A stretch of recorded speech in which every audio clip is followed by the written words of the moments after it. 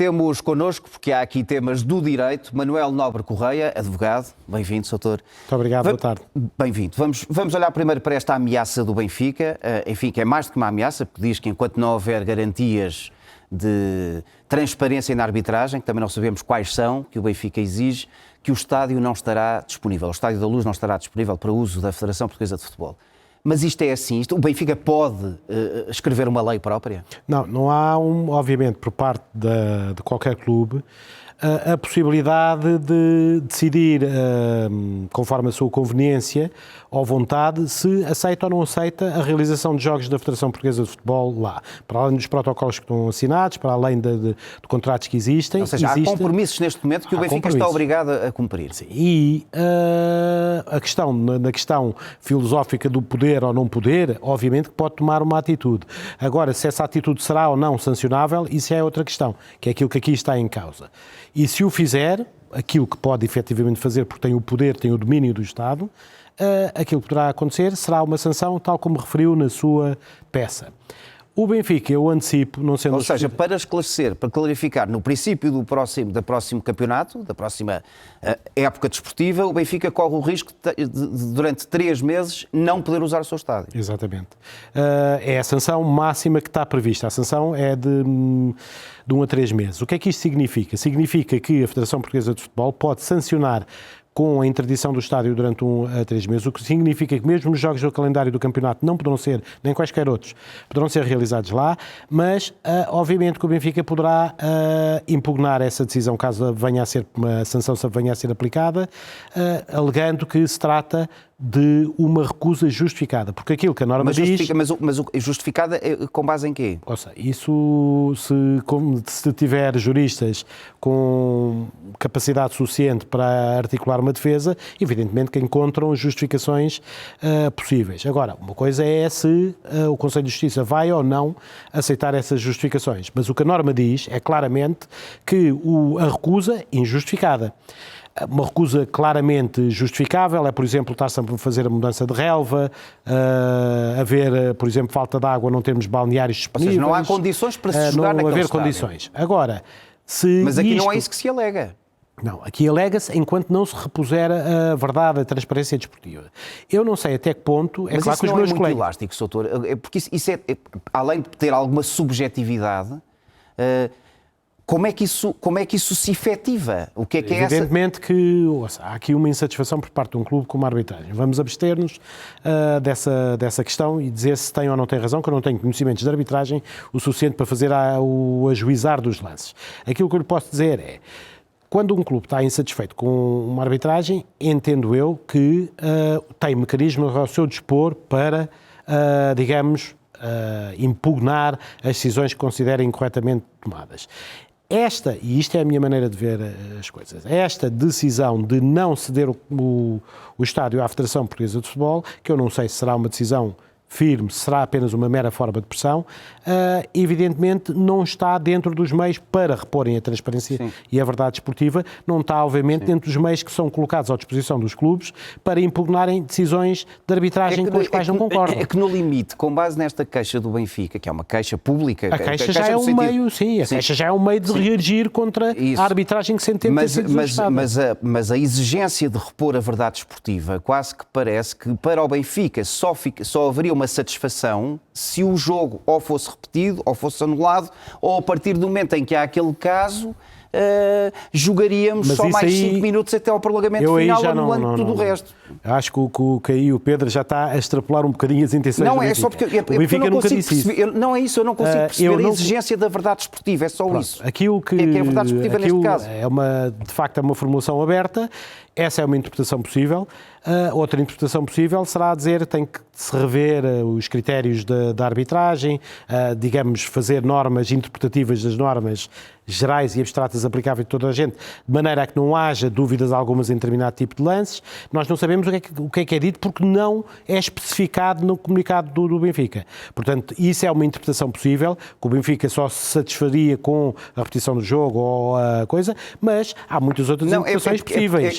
Há interpretações Sim. como, por exemplo, o Benfica quer que as normas da da arbitragem sejam interpretadas de uma maneira clara, maneira a não suscitar interpretações possíveis e admissíveis de questões que para eles, para as pessoas que Mas apreciam, são claras. Mas porventura depois aparecerão outros clubes que vão alegar que o Benfica também, noutras ocasiões, foi beneficiado com erros de arbitragem. E isto nunca mais acaba. Ou seja, a verdade desportiva, neste caso, por isso é que eu estou a confrontá-lo com isto. Como é que ela é reposta? A verdade desportiva nunca é reposta desde que o resultado não nos seja favorável. Essa é a verdade.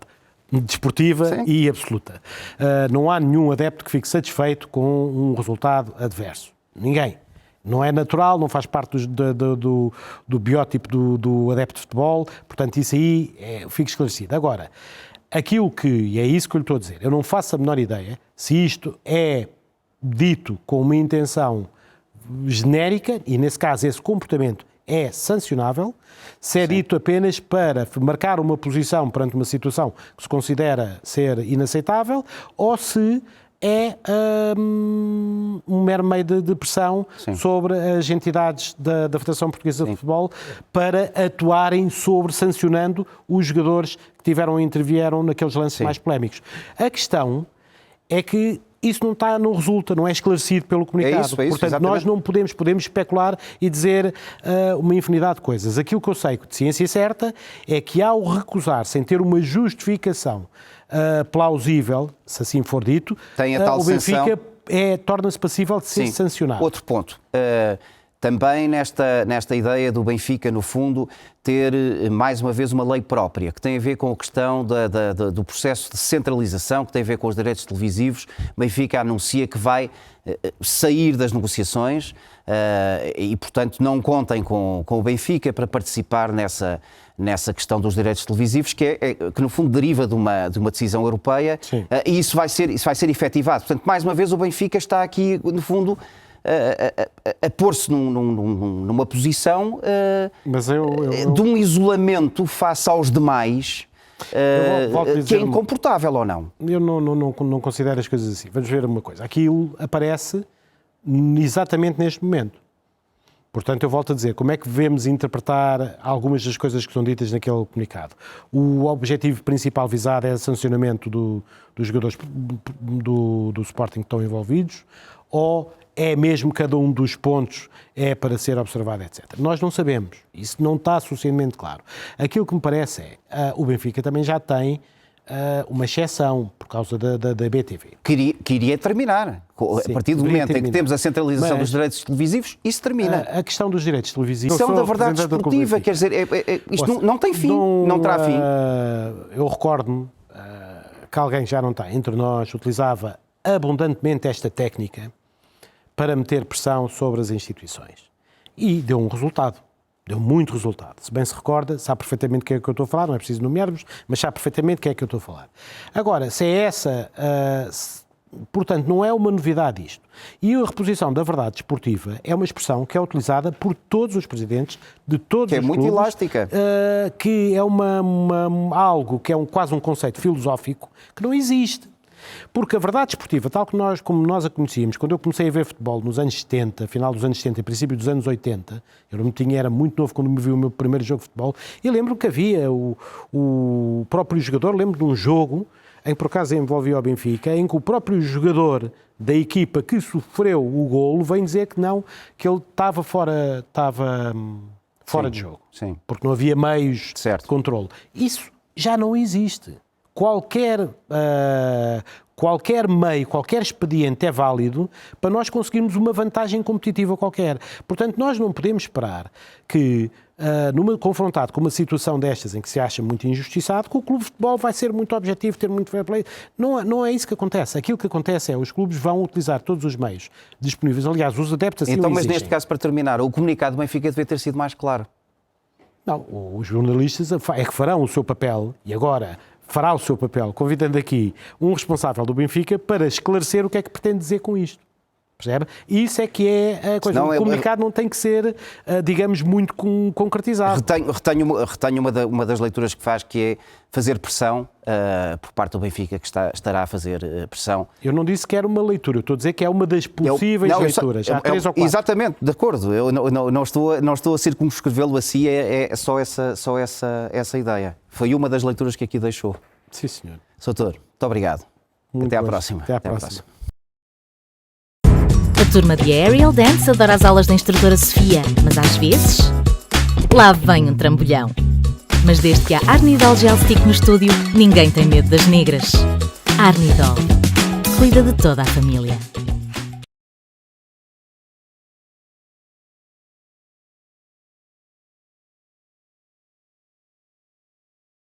Tão sensível. E esta é tão delicada que só uma fralda tão boa para a sua pele como Dodot Sensitive, com absorção instantânea e barreira stop fugas, lhes dá o cuidado que necessitam em todas as suas etapas. Tão única, tão Dodot. Há uns que aderiram entusiasticamente porque têm bastantes benefícios e evidentes. Sim. Há outros que já se manifestaram contra, nomeadamente fora de Portugal. Mas nós temos, por exemplo, o Benfica fala na questão da verdade desportiva por aí fora. Quando os jogos são feitos em casa, no Estádio da Luz, é o Benfica que controla as imagens. Sim. As imagens que são disponibilizadas publicamente passam pelo crivo do Benfica. Sim. Nós não temos acesso à maior parte das imagens dos casos dos lances polémicos, muitas vezes. A Federação pode terminar. Não, mas o público não tem. Ou seja, o mesmo clube. Mas nós não tivemos neste jogo, é um jogo público. Não tivemos a repetições. Mas o mesmo clube lances. que exige verdade esportiva incorre no seu nome de situações que não contribuem para isso mesmo. E estamos aqui. Pedro, é inevitável que todos os clubes utilizem. Vamos pôr as coisas assim. O mundo do futebol é um mundo onde, de facto, fala-se muito da expressão fair play, mas ele raramente existe. Aquilo que nós temos somos os clubes a pugnarem, e isto tem a ver com o sinal dos tempos, é a espuma dos dias. Nós, neste momento, temos um desporto que é em que os interesses dominam e não existe qualquer tipo de objetividade nas análises.